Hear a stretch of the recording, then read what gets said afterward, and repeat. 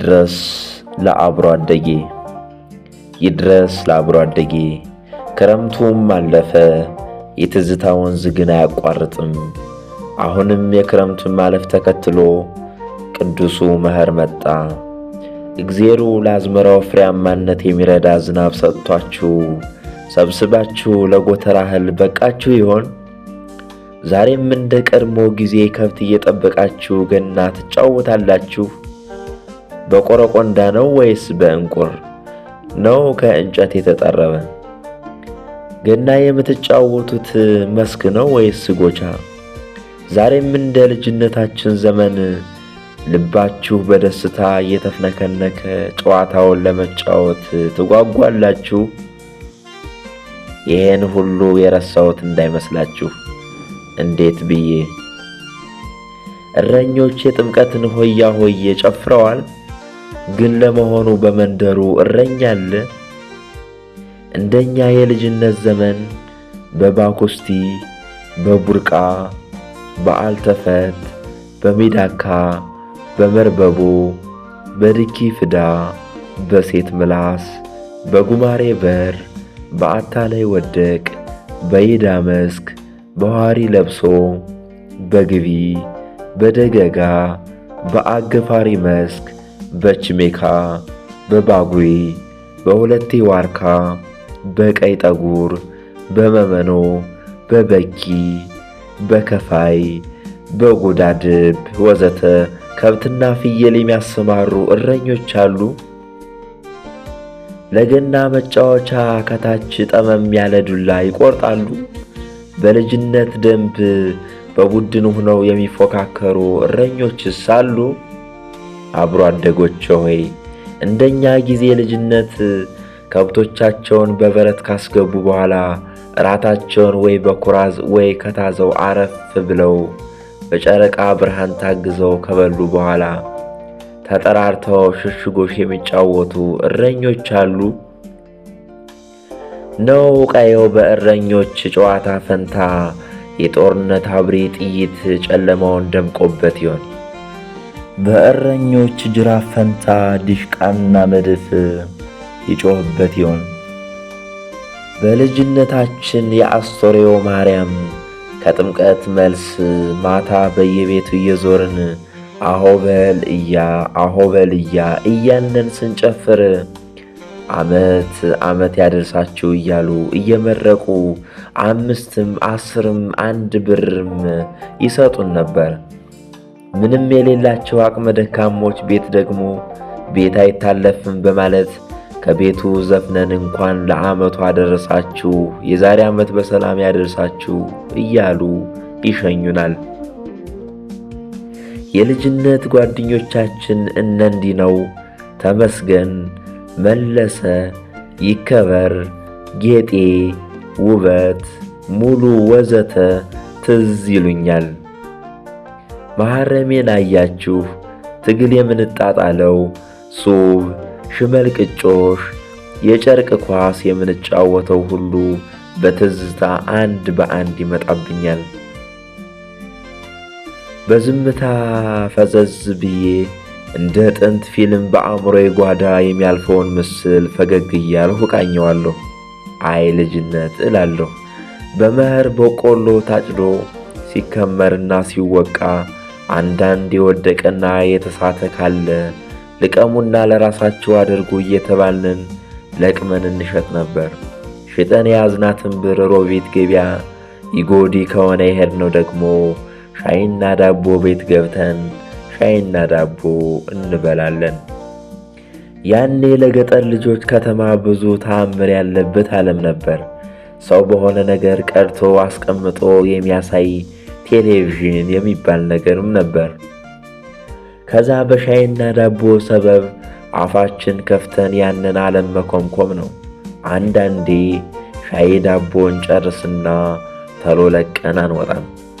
ወንበር ላይ ተጣብቀን ሙጭጭ ነው። አስተናጋጆች ይመጡና ይበቃቸዋል፣ ቦታ ልቀቁ ወይም ድገሙ ይሉናል። ኪሳችንን አይተን 1 ብር ካለ 1 ሻይ፣ ሌላ 2 ብር ካለ ደግሞ 1 ዳቦ አክለን እናዘዝና የመመልከት ዕድሜያችንን እናድሳለን። በገጠር ያደግንን እኛ የዘጠናዎቹ ማብቂያ የሚሊኒየሞች ልጆች ነን። ተስፋዬ ታየ የሚባል መላጣ ሰውዬ አንዲት የወሎ ኮረዳ ወዶ አሻግሮ እያየ ሲጎመጅ ሳር የለበሰ ለጃርት ማጥመጃ የሆነ ጉድጓድ ውስጥ ሲወድቅ ልጅቷ በመቀነቷ ጎትታ ስታወጣው አፍራ መቀነቷን ትታው ስትሮጥ እሱም መቀነት እያሸተተ ፍቅርን ጀባ አለችው ልቤን እያለ ሲዘፍን ለመጀመሪያ ጊዜ በቴሌቪዥን ያየነው እዛው ሻይ ቤት ነበር። ያኔ በህሌናችን የመንደራችንን አንዲት ኮረዳ በልጅቷ ፈንታ አስበን በተስፋዬ ቦታ ሆነን የምናብ መቀነት ጠረን አሽትተናል። በካሴት በጆሮ ብቻ ያዳመጥናትን ማናለሙሽ ዲቦ ሸጋ ብቻ ቆንጆ ብቻ እረ ያለው ማነው ለወሎ ልጅማ ሲያንሰው ነው ለአምባሰል ልጅማ ሲያንሰው ነው እያለች ያየናት ወጣቱ ቤት ነበር። ከዚያ አብርሽ ዘጌት የተባለ አስፓልት ሙሉ ተንፈራጦ መኪና ላስኬድ ብሎ እድሜውን በሙሉ ስፈልግሽ ኑሬ እያለ አንዲት ቀበጥ መኪናዋ ውስጥ ድብር በሚል የተሰላቸ ፊት እያየችው ሲዘፍን ከዚያ ይህ ያልበቀው ብሎት ፍቅርን ከተማና ገጠር ብሎ ፍቅሬን በቀጥታ መጥቼ መንገር እያለ ሲነፋርቅ የታዘብነው ያኔ ነው። አንዴ በመኪና ፈሰስ እያለ ሲጓዝ ሌላ የእሱ ወካይ ባተ ወደል ወጠምሻ ፈረስ ያለ ኩርቻ ሽምጥ እየጋለበ በመስኩ ውዱን እያየ ሲንከራፈፍ ሳር አዳልጦት ሲሸበለል እያየን እንስቅም እንንቀውም ነበር። ከዚያ ወደ መንደር ስንመለስ ወሬው መከራ ነው።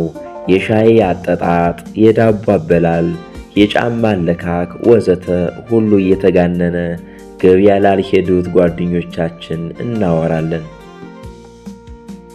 ቴሌቪዥን ውስጥ ስላየናቸው ዘፋኞች፣ ስለ መልካቸው ማማር ዜና የሚባለውን ነገር አንዲት ሄርሜላ ገብረ ኪዳን የምትባል ቆንጆ ግን አይኗ ግብ የማትል ሴት ስታነበንበው መለስ ዜናዊ የሚባለውን የኢትዮጵያ መሪ ስለማየታችን እያካበድን እያደነቅን እንቀደዳለን። ድራማ እየሰሩ በኤዲስ ስለሚያዝኑና እያሳዘኑ ስለሚያስተምሩ ቲያትረኞች ያየነው ተአምር ሁሉ እንደ ሰኩር ነበር። ገበያ ያልሄዱትን ቀጣይ ሳምንት በእንቢታ አምፀው እንዲሄዱ ለአመፅ እናነሳሳ ነበር። ለጥምቀት አዲስ ልብስ ሊገዛልን ገበያ ተኪዶ ከሆነ ከዛ ማታ አባታችን ወይ እናታችን ገበያ የሄዱ ዘመዶችን መንገድ ዳር ተጎልተን ዝንብ እያረፈና እየተነሳብን እንጠብቃለን። ከርቀት የመጣውን ሁሉ አባቴ መጣ እናቴ መጣች እያልነን ስንቃቃ እናመሻለን። በመጨረሻም አህያውን ተቀብለን እየነዳን ቤት እንሄድና የተጫነውን በጉጉት እናራግፋለን። ከቁጥርጥሩ መሃል የተገዛልንን ጫማና ኮት እንፈልጋለን። ያገኘነው ጊዜ ደስታው ተአምር ነው። ያን አይነት ደስታ ማንም መቼም የሚደሰት የለም ነበር። አሁንም ይሄ ነገር አለ።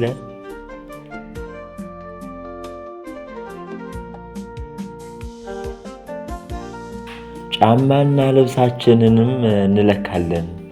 እስኪ ቀናበል ልክ ነው እንባላለን። አንዳንዴ ይጠባል ወይ ይሰፋል። ብዙ ጊዜ ግን በገመድና ክር ተለክታ የተወሰደችው ልኬት ልክ ትሆናለች። ገራሚ ጥበብም ነበረች። ይሁን እንጂ ቢሰፋም ቢጠብም መልሱ ለክቶኛል ብሎ መድረቅ ነው።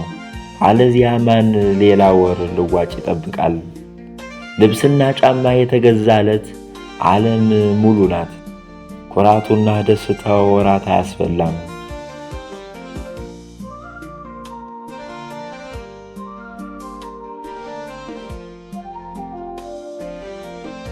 ጭራሽ አዲስ ልብስ የለበሰና ጫማ የተጫማ እኮ እራት አይበላም፣ አንድ ክንድ አድጋችሁ ታድራላችሁ እያሉ በዛሬው ቋንቋ ሙድ ይይዙብናል። እኛ ግን እውነት ይመስለናል። እራቱን ትተን በየቤቱ እየዞርን እናሳያለን። በየሄድንበት ቤት እሳይ ቱቱ ጥሎ ይለቅ በውሃ ይለቅ እድግ በል እየተባልን ምርቃት እንሰበስባለን።